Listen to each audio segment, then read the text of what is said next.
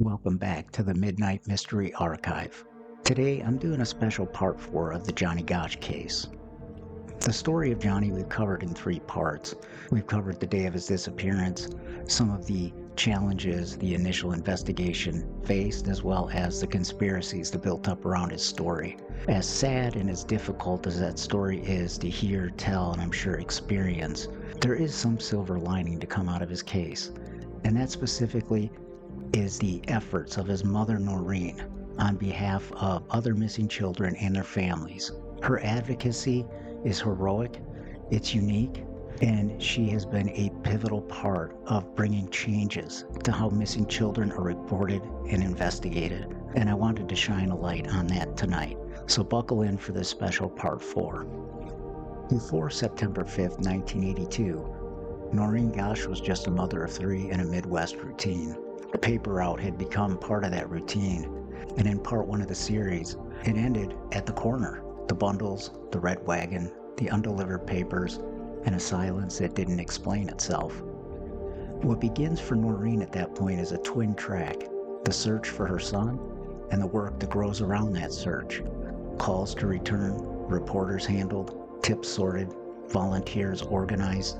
Some parents are carried forward by systems already in place. Noreen spends much of her time building those systems as she goes. From the first week, her posture is consistent. A push for immediacy, a push for reach, and treat other families' cases as part of the same storm. In the first weeks, the advocacy is practical. It looks like phone trees, neighbors and friends assigned to call specific blocks in newsrooms. It looks like press packets, so the same baseline details don't get distorted with every retelling. It looks like volunteer grids, who canvasses, mornings, who sits on the phone line, who collects and copies flyers. There's also a public friction we've already marked. The family wants immediate scale. The department of the day moves at the era's cautious tempo. The clash, with Chief Orville Cooney as a public face, is part of why Noreen's efforts migrate outward. If momentum won't come from inside, she will manufacture momentum outside. She begins to network with other families, some in Iowa, some across state lines.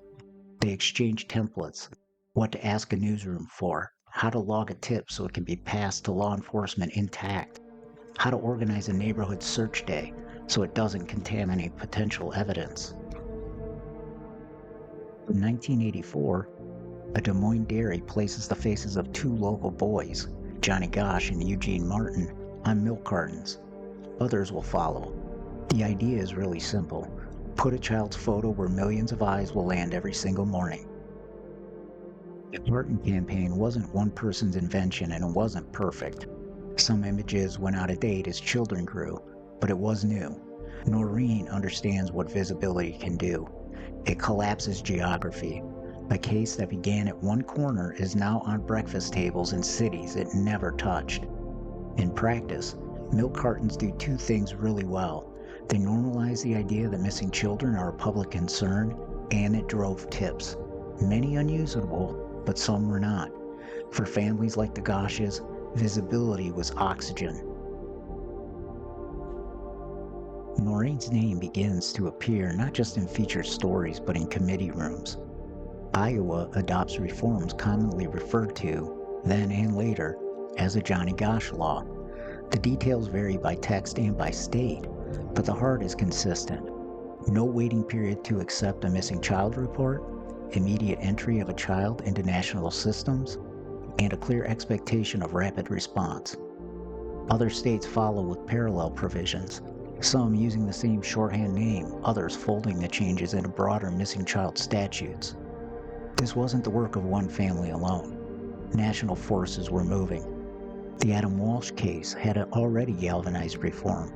Advocacy across the country is reshaping policy. But Johnny's name is often cited when pushing immediate response.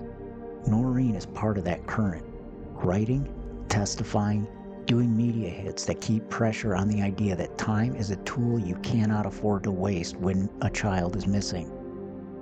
2 practical changes grow out of this climate that matter for families. The expectation of no delay reports becomes a norm rather than a negotiation with the local police department. The NCIC, the National Crime Database entries for missing children are treated as urgent, which makes interstate coordination less dependent on who happens to answer a phone. In 1984, the National Center for Missing and Exploited Children is founded, a response shaped by many cases, many families, and sustained advocacy. Its hotline becomes a single memorable number. Its posters and technical assistance become the connective tissue between local searches and national resources. Noreen's advocacy moves through this larger map, with talks, interviews, panels, and a continuing effort to translate one family's experience into guidance others can use. What to document, how to manage media so the story stays accurate, how to interact with law enforcement in a way that preserves chain of information. She becomes, in effect, a node families can call, someone who knows what the weeks feel like and what the paperwork looks like. Advocates who stay visible acquire gravity. Tips and theories bend toward them. In Noreen's story, that gravity brings controversy. Photographs that some believed showed Johnny, an alleged late-night visit she has described consistently, and a long argument with official voices about what can be said in public without corroboration. This episode isn't a rehashing of those claims. We've addressed them elsewhere. What matters for advocacy is how Noreen managed two tracks at once. Maintain belief about her son's fate and still build tools other families could use even if their conclusions or tactics differed from hers. In that sense, her message, Discipline, revolves around immediacy. Don't wait. Document everything. Push for entry into national systems. Learn how cases move bureaucratically so you can anticipate bottlenecks. 43 years on, what's different because a cohort of families, Noreen chief among them, wouldn't stop pushing. Waiting periods for missing child reports are widely treated as obsolete. If they appear in practice, they're usually policy errors, not written rules. Immediate NCIC entry for missing children is a baseline expectation, and the cases are marked urgent. Interagency coordination is far better, helped by centralized hotlines, standardized forms, shared playbooks, and of course, technology plays a huge part. Public literacy about missing children is higher. A poster or a clip now carries a shared understanding that didn't exist in 1982. What didn't change? Open cases still guard their silence. Labs don't announce tests on active files. The friction between family urgency and official caution never vanishes completely. It's managed better, but it's never been erased. Visibility produces noise along with signal, and someone still has to sort the tip flow with discipline. Noreen's advocacy sits inside that picture. Measured strictly by solved cases, reform is a blunt instrument. Measured by what families face in the first hours and days, the terrain is not the same. The corner in West Des Moines is where this case begins. The kitchen table is where the advocacy begins. The letters, the names, the stubborn idea that process can be changed by people who refuse to accept the old tempo. Noreen Gosch didn't invent the missing children movement, and she didn't work alone. But from that September forward, she became one of the faces that kept it moving, toward policies that start the clock now, towards systems that make a local crisis legible to the rest of the country, and toward a public that knows a child's absence is everyone's business. By this measure, she took the pain, the sorrow, and the hurt from her missing child and turned it into something good that has helped countless children and families since. That is the map after the map, the one drawn over years, quietly, insistently, so the next family has something to stand on when the morning gives them nothing.